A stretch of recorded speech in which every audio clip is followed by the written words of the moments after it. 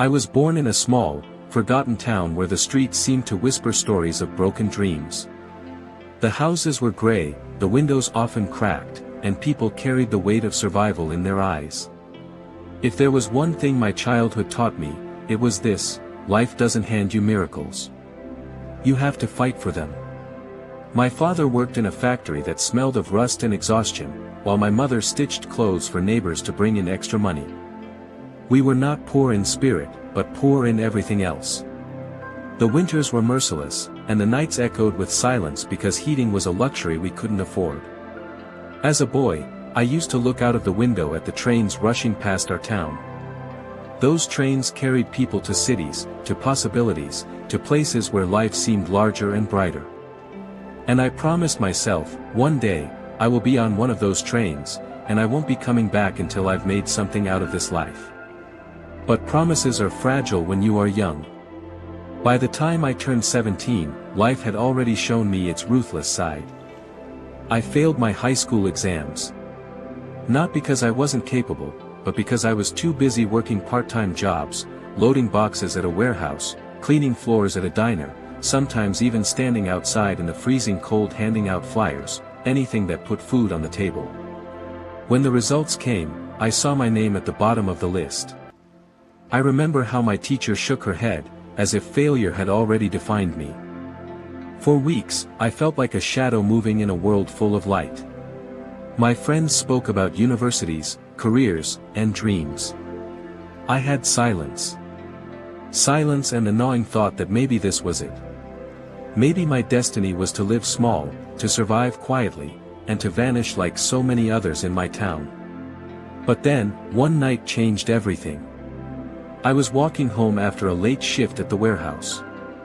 My hands were numb, my stomach empty. And there, in the middle of the road, I saw a man selling second-hand books from a cart. His face was wrinkled, his coat torn, but his eyes carried an odd spark. I don't know why, but I stopped. My eyes fell on a worn-out book with golden letters on the cover, The Strength Within. The old man said, "Take it." Not many stopped to look. I had only a few coins left, barely enough for bread. But something told me that this book was worth more than a meal. I bought it. That night, under the weak yellow light in our kitchen, I opened its pages.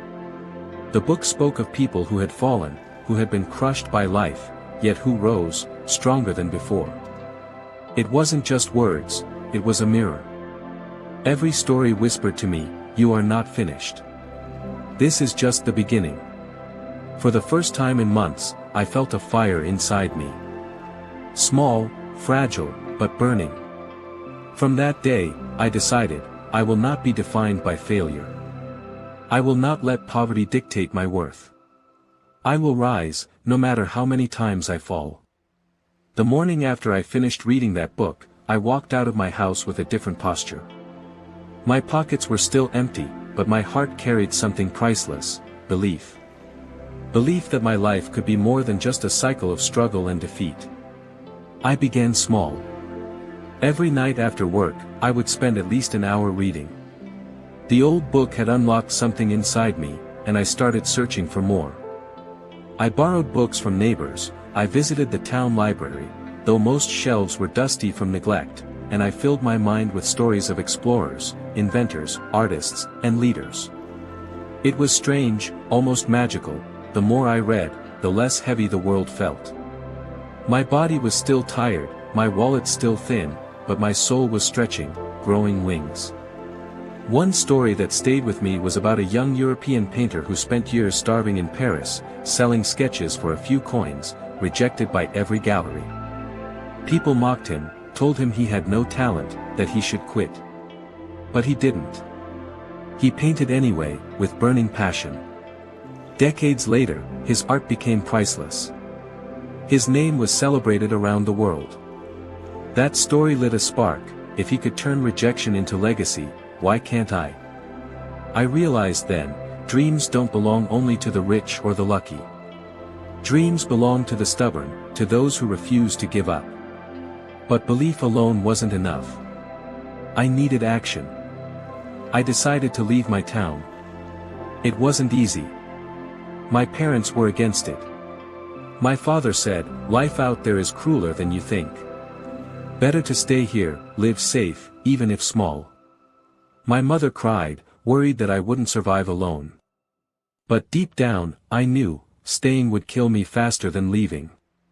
So one cold morning, with just one small bag, a few clothes, and the book that had changed my life, I boarded a train.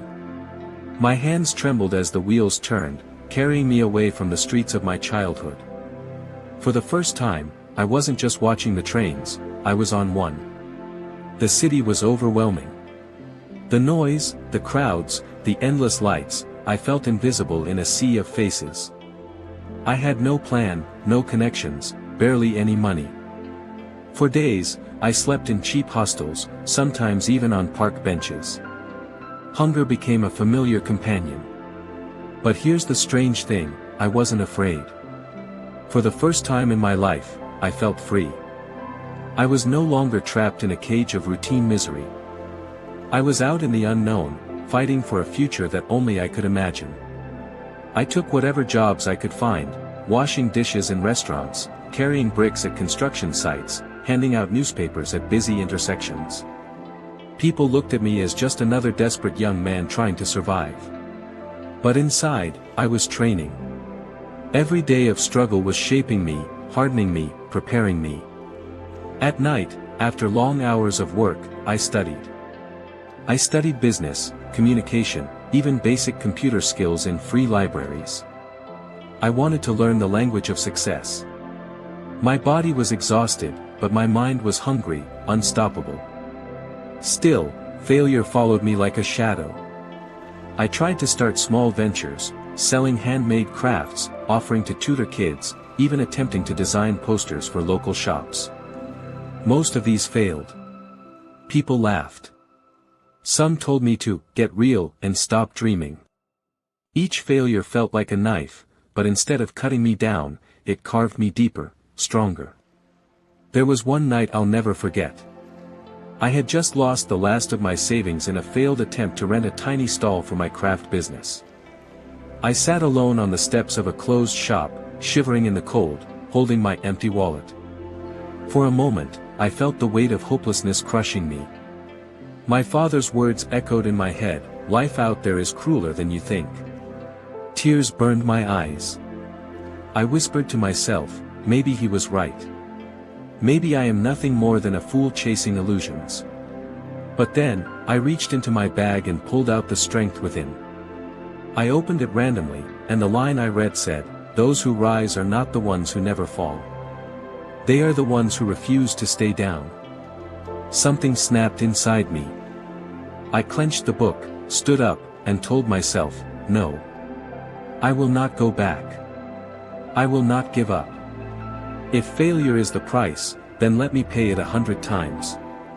But one day, I will rise." That night, I made a vow, I will transform my pain into fuel. Every rejection, every failure, every tear, I will use them to climb higher. And slowly, life began to change.